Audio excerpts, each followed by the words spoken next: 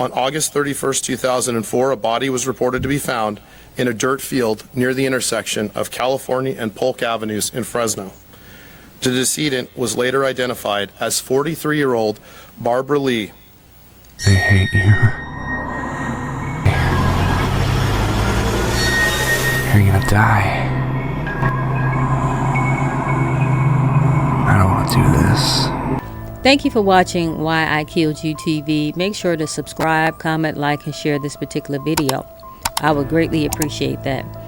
61-year-old Robert Castillo has been arrested and charged with the 2004 murder of 43-year-old Barbara Lee, also known as Barbara Parker. Lee's body was discovered on October the 31st, 2004 in a dirt field near California and Polk Avenue in Fresno. Despite extensive investigations at the time, the case remained unsolved for 20 years. Advancements in DNA technology have now linked Castillo to the crime scene. Further DNA analysis also connects him with two separate essays from 2003 and 2004. It rhymes with grape. The Sheriff's Department says that they are concerned that Robert Castillo might have other victims out there who have never filed a police report. If you recognize him for committing a crime against you, please contact the Fresno County Sheriff's Department immediately. Castillo's crime history dates back to 1981 with multiple convictions for property crimes. His DNA was entered into the national database in 2007, which eventually led to the breakthrough in this particular case. With all these crimes put together, he is looking at the potential for either life in prison or the death penalty. Authorities are urging anyone who might have any information about Castillo or recognize him from past encounters to come forward. Tips can be submitted anonymously to the Fresno County Sheriff's Department.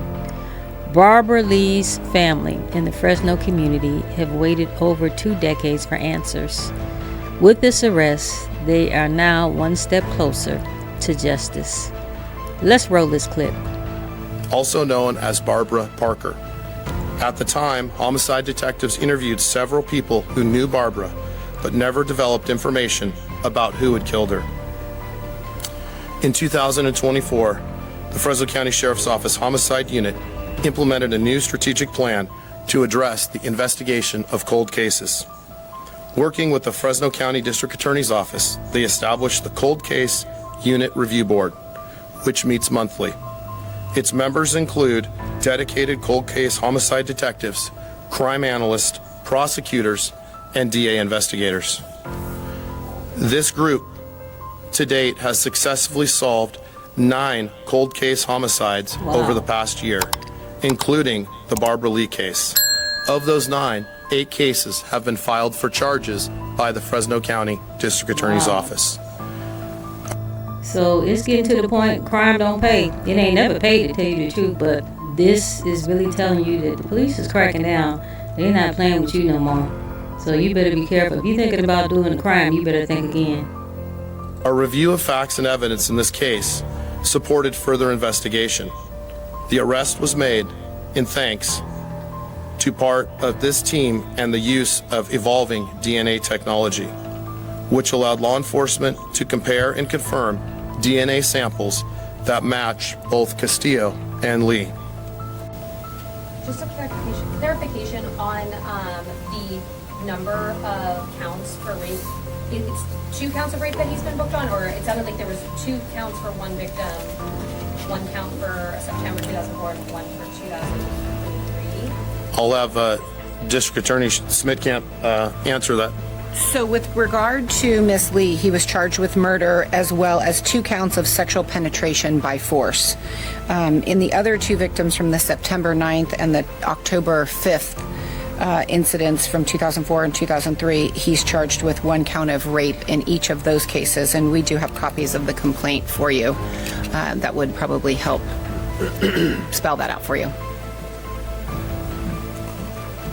One other thing of note, our public information officer, Tony Body, put together the presentation here on the screen, and I want to draw the media's attention to, I said Mr. Castillo being Robert Castillo. people may have been victimized that don't know his name and don't know who he was, but I would like to turn your attention to the pictures over here, especially to my left, and you could see sort of a timeline of photos of what he looked like back in the mid-90s versus 2008 to 2013, and now there he is in 2025. So for anyone who's a possible victim out there, they may not know his name, but they will remember if they were victimized by this individual. Sheriff, you said that DNA linked the suspect to this crime. Was he always a suspect, or how did you guys decide to have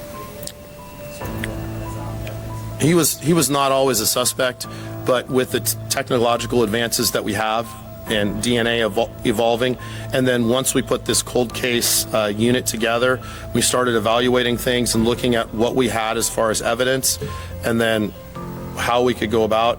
It became very evident that this was a case that was solvable, and then we were able to obtain the DNA and confirm it.